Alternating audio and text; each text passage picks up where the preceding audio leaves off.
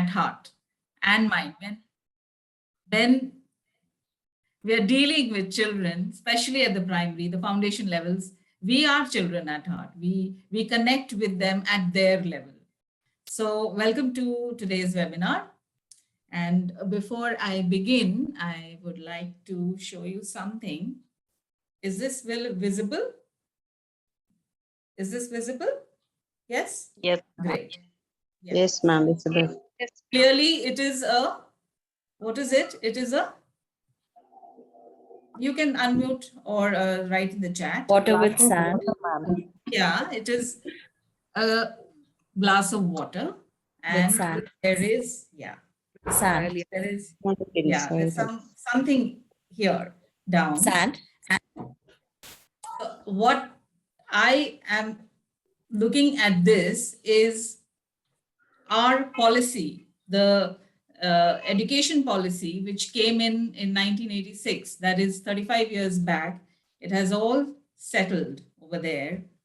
And with the national education policy coming in, has actually done this to the water, which was all settled, clear.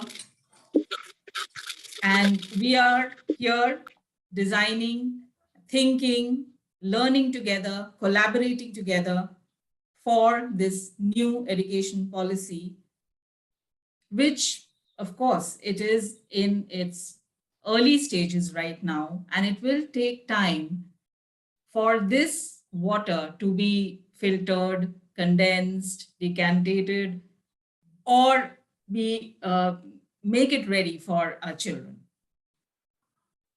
Till that time, we need to come together, we need to share, we need to discuss what this education policy is all about. So I welcome you to this webinar of National Education Policy, especially pertaining to the primary children, primary teachers. So I will share my screen with that.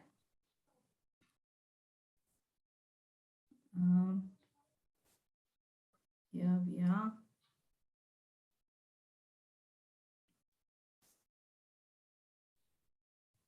Okay, so we have here the ABC of NEP, that is National Education Policy, implications for the elementary section. Now, when we talk about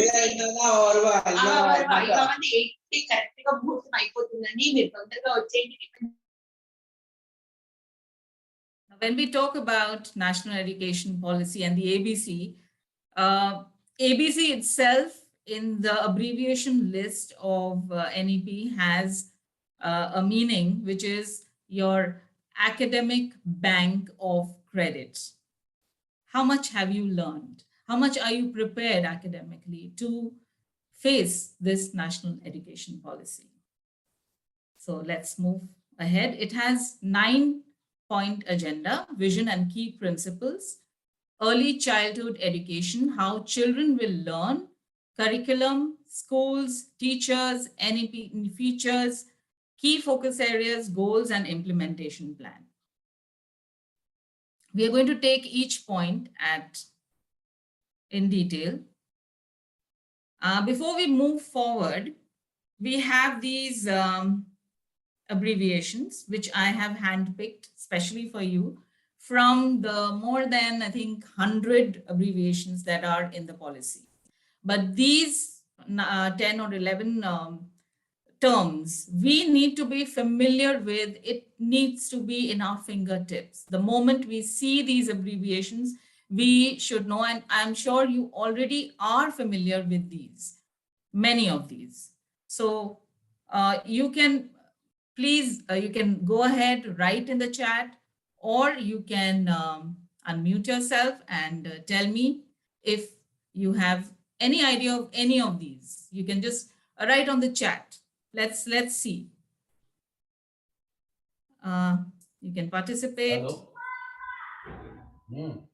ECCE, early childhood education. Yes, true. Very good. Foundational literacy and numeracy. Wonderful, Foundational wonderful. literacy and numeracy, FLN. Yeah, FLN. FLN is that. Yes. Any other? Ma'am, SSA is Sarva Shiksha Abhiyan. Sarva Shiksha Ma'am, Abhiyan. SDG Yeah. is Sustainable Development Goals. Excellent. CPD is, I think, Curriculum Professional Development. Continuous, yes. Continuous. Continuous, professional sorry. development. Continuous Professional Development. Yeah. So we are already there. So I'll quickly tell you about this. ECCE is Early Childhood Care Education. Again, this looks like a long one, but then if you break it, NCPF, and then again, the rest of it is ECC. SILO is Search Index Learning Objects, right? What? Searching of Index Learning Object.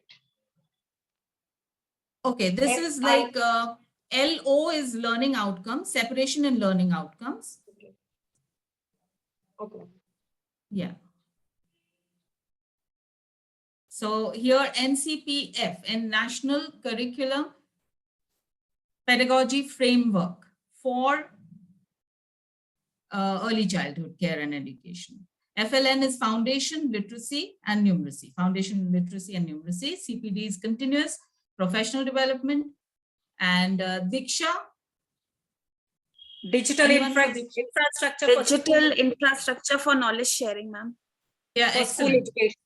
Yeah. So this is digital knowledge sharing. Then SDG, you already said, is Sustainable Development Goal. SEDG is a socio-economically disadvantaged group. You can relate it to the tribal areas or the socially economically disadvantaged groups. Then we have SSA, that is Sarva Shiksha Abhiyan. Parak. Anyone for Parak? हम परखते हैं ना हिंदी में अगर हम if we could translate it into Hindi, Parak is parakna. So what could it be? Something related to assessment. Assessment, excellent. Parak is something related to Performance assessment. assessment. Yes, performance assessment and research analysis of knowledge for holistic development. Now, H is holistic development, and this is separation in learning outcome. So these we need to have in our fingertips. So if I ask you one word, Parak is related to, come on, quick. Parak is related to assessment. SDG is related to Environment. environment, yes, sustainability. And Diksha, if you look at Diksha, Knowledge. Knowledge and continuous development. Knowledge sharing. yes, continuous development, and this is foundation. What is this? This is what we are aiming at for the primary education. Yeah. Excellent. So now this is all that we need to know, and there are more than 100, and I'm sure the rest of out of the 100, 50 you will be already knowing, like CBSE, NCERT are also mentioned there. So we all are familiar with that, but these are some new terms which we need to be familiar with as we move forward. And when we talk about primary education, it has to be early childhood education institutions. We need to understand which are these childhood education institutions across the country. When we talk about India, standalone Anganwadis co-located with primary schools, pre-primary school sections co-located with existing primary schools, standalone preschools, ashram shalas in tribal dominated areas, Bal Vatikas. So all these institutions may have different names, but they are all related to the foundational stage, that is early childhood care and education. And these are the institutions which we need to be familiar with, which is mentioned in the policy. Then how to reach the goal of attaining FLN. Now again, FLN, CPD, Diksha, why I started in the beginning, because we need to be familiar with that, as we don't have to state the entire abbreviation. So FLN is literacy and numeracy. How to reach that goal? These are the steps. Teacher education, training through CPD, continuous professional development, high quality resources on FLN, on digital format and Diksha, community participation to encourage one-on-one peer tutoring, national book promotion policy, initiating programs on health, nutrition, well-being, Sarva Shiksha Abhiyan or Samagra Shiksha to promote enrollment and identifying and bringing back to school the dropouts. And we need to have the curriculum features. What are the curriculum features relevant to primary and pre-primary? Significance of preschool and preparatory level education. What is the significance? Some concerns related to early learning and development, the curriculum, designing a child-friendly learning environment, pedagogical approaches, assessment, monitoring, and supportive supervision, partnership with parents, supporting children's transition. Now, these are again the features of the curriculum of primary and pre-primary sections. Before I move forward with this, I'll just quickly tell you one incident. Now, the incident is, it's an anecdote. You know, this mother of a 5-year-old child, she's really worried because she's not taught her child anything and she's not sent her child to school. And in that anxiety, she goes to a philosopher. She goes to Aristotle and she says, "O noble one, can you tell me when is the right time to teach my child?" And you know what Aristotle told her? Aristotle said, "My dear, you're already 5 years late. Hurry back home." So when we talk about primary, though the national education policy mention about the foundational stage, that is starting from age 3, it is also mentioning about the age group of 0 to 3 years, where when the child comes into this world, the child is learning. There is auditory learning happening, there's visual learning happening. So every step of the child, 85% of the brain development takes place before 5 years of the life of the child. So we need to really, really work at this level and take it really seriously. So this is the vision of the national education policy to equitable knowledge society, a sense of respect for the constitution and duties of responsible citizen, skills, values, global living for a sustainable development. Now, when we talk about sustainable development, we need to also understand what the meaning of sustainability is. And introducing it at kindergarten level or preschool level or grade 1, it looks as if, you know, it's a huge word. Yes, it is. For them, it is a huge word.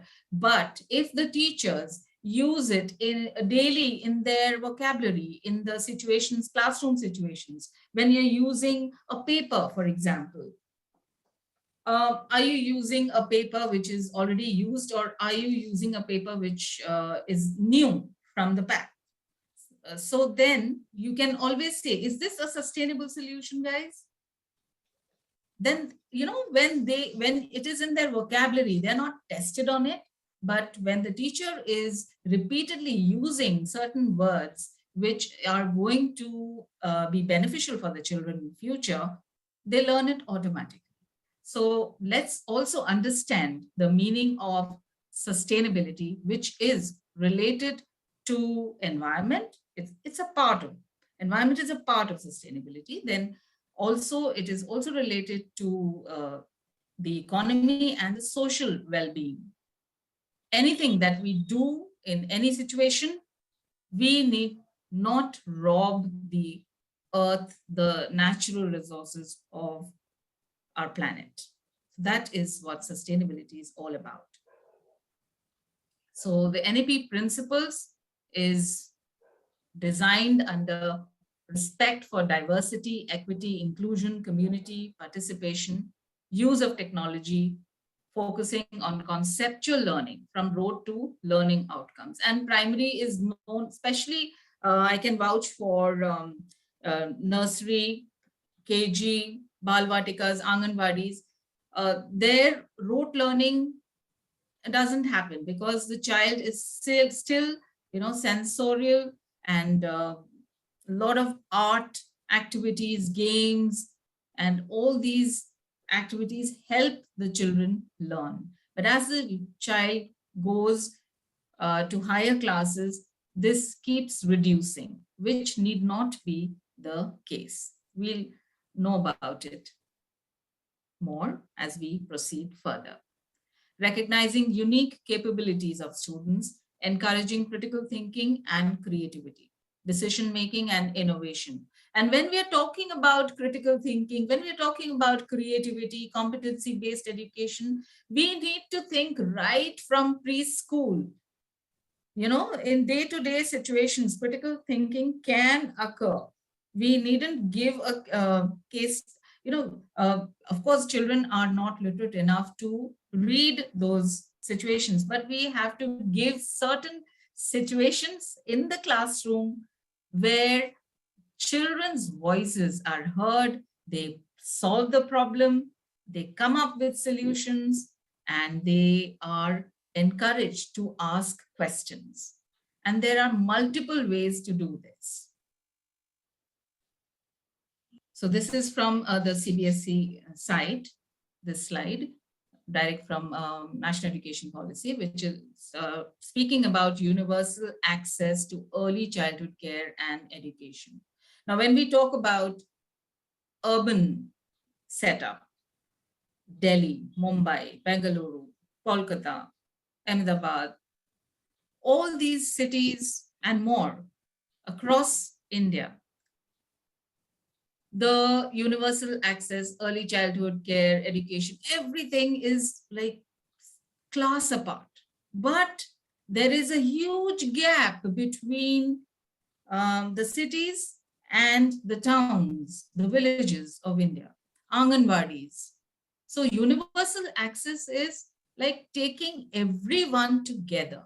There needs to be equity, especially early childhood care and education. That quality of education, no child should be left behind. We need to take care of each and every child of our country. That is very clearly stated in the National Education Policy. So universal access, foundational learning curriculum, preparatory class, and multifaceted. These are the departments which will be putting it into practice, planning it, and implementing this entire policy. So MHRD is there, Ministry of Human Resource Development, Women and Child Development, Health and Family Welfare, and Tribal Affairs. ECCE, Universal Access. So how do we ensure it? Multiple pathways of learning. We need to understand the various forms of learning, formal and informal, government and non-governmental organizations focus on learning outcomes, bring back dropouts, alternative education centers, peer tutoring, and learning from others. Now, this is the timeline as specified there in the NEP 2020 policy. 2021-22 is the start time, and it is, for the policy to be up and running, this is 2040. That is the goal to be achieved till graduation and post-graduation level. But why primary teachers have a crucial, vital role to play right now? Because it is kind of a learning emergency in our country. There are so many dropouts. There are, when you talk about only primary children, there's a huge population who right now, like if we talk about Corona, in the past 1 year or 2 years, there are children who have no idea about what school is, how, there is social interaction, how activities are done, group activities are done, no idea. And then there are also children who have never been to school or are socially or economically disadvantaged to be even able to have an access to any kind of education. So that is where the primary teacher's role comes into focus. And 2021-22 is the time. And for primary, till grade 3. So from here to grade 3, that is 2025, they are looking at FLN, achieving FLN, that is Foundation Literacy Numeracy. So there will be an exam which will be held in for grade 3, which is only the basics, nothing more, nothing less, basics of reading and understanding some operations of numbers. That's it. And it is not for, understanding or detaining a child, nothing like that.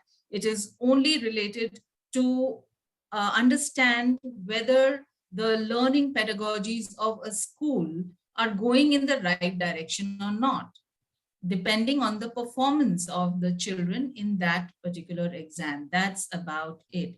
This exam in grade 3 is not actually for the children. It is for the management. It is for the teachers of the school. It is for the entire school community to come together and think of ways to improve their learning pedagogy, the teaching pedagogies.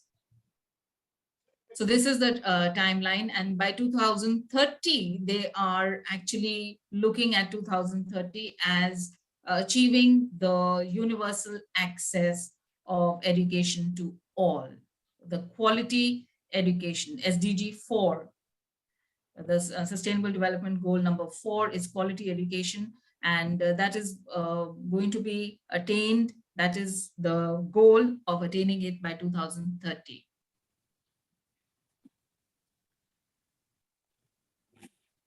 This is another overview, early childhood education. There is a lot of, I feel really proud to be a primary teacher, because National Education Policy has actually given so much of weightage to primary education, the foundational years. That's just amazing about this policy. So we have initiating implementation of 1 year of pre-primary school and 3-month preparatory module for class 1 students. That will be the phase 1, 21 and 22. It will come up. And then expansion of 1 year of pre-primary school through primary schools and Anganwadi. So this will be expanded further across all over the country. Basically, it's in 3 phases: phase 1, phase 2, and phase 3. So phase 1 is the 3-month preparatory module for class 1 and 1 year for pre-primary. Then 2023-24 expansion of Anganwadis, and 25-26 is new board pattern for grade 10. But before that, we need to understand that children of nursery, that who are going to nursery or who will be going to kindergarten, they are the children who are going to graduate or do their post-graduation in 2040, by 2040. So we as teachers need to have that vision. We need to resonate with the National Education Policy's vision, with our vision for our children in our classrooms. Only then can we work in tandem. We need to understand the children that I'm talking to today, the children I'm engaged with today, are the children who are going for jobs 15 years or 20 years from now. They are the children who are going to take our country forward. So That vision we need to have for our children. Attainment of foundational literacy and numeracy by grade 3 in mission mode. So the national mission is clearly stated here that it is the foundation literacy and numeracy, then early learning, 3-month play-based school preparation module for grade 1, and repository of resources on Diksha, that is digital knowledge sharing, and school libraries and communities. All this need to be incorporated. So that is the national mission, FLN, by grade 3. So this is a repository of school libraries and even community libraries. And now we will have those, the states can have the local flavor, the local language books, and there are so many books available, children's book publication like Children's Book Trust, National Book Trust. They are not very expensive books, and they can be shared among the schools can coordinate with each other and share the resources. The communities can come together and share, have a book resource for the children. Publications like you have Scholastic, you have Penguin, you have HarperCollins, you have Tulika Publications, you have Pratham. There's so many books available for children, and we needn't just stick to the textbook, but if we want reading to happen, and if we want to inculcate interest in reading for children, we need to expand the boundaries of the classroom from the textbook to beyond that, to storybooks, to digital books that are available there. We have to make it available for our children. So textbooks with local content and flavor, all textbooks to contain essential core material capturing local contexts and needs, high quality books to be provided with free digital version on Diksha. So local content and flavor is if there is a story, does it have Indian names or some festivals which the children can relate to, or the animals or found in the community or around. So it has to be very relatable, because when children are instantly identifying a particular picture with their environment, then it becomes easier and it develops interest in whatever they are studying or reading. So focus on LOs, competencies and subject integration. So here we have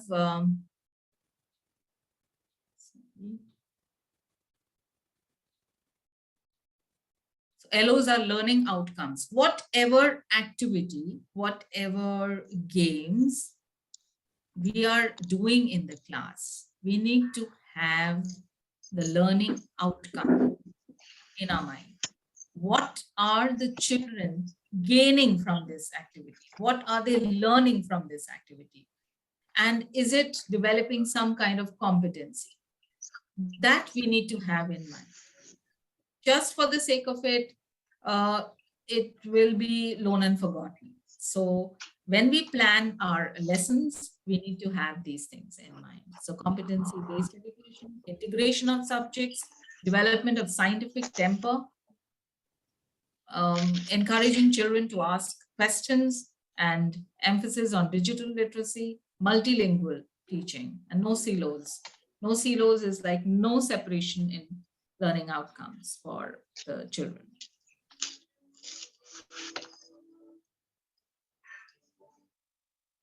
So these are the main focus on LOs, learning outcomes, competencies, and subject integration. These three you need to just focus on, whatever you are taking up for the children. Then core essentials, curriculum and pedagogy, that is critical thinking, interactive classes, and experiential learning. So these we need to continuously use it, and we'll see the immediate results also are very evident when we have interactive classes, when we have hands-on learning, and core essentials are included in there. More focus on how children will learn. So multiple intelligences need to be identified, and how children will learn is a wonderful topic, which, you know, there could be an entire webinar on how children learn. So there are multiple ways that children learn. There is a book by Barbara Oakley on how to learn, learning how to learn. Then you have, you know, Jim Quick. He shares a lot of memory techniques for children. And then you have a lot of TEDx talks which you can follow on how children learn. So, you know, the resources are available there for you. We just need to grasp it and apply it in our classes. That's it. Left brain and right brain. Children learn in multiple ways. We need to have the basic idea of the left brain and the right brain, how it functions and how it is so beneficial for children, certain activities. So innovative pedagogy, transforming teaching learning process. Okay. So now we have less than 1 minute left. So you can join back, and then we'll continue from this slide, that is innovative pedagogy. Okay, same ID and password. So I'll stop sharing here, and then we can join back.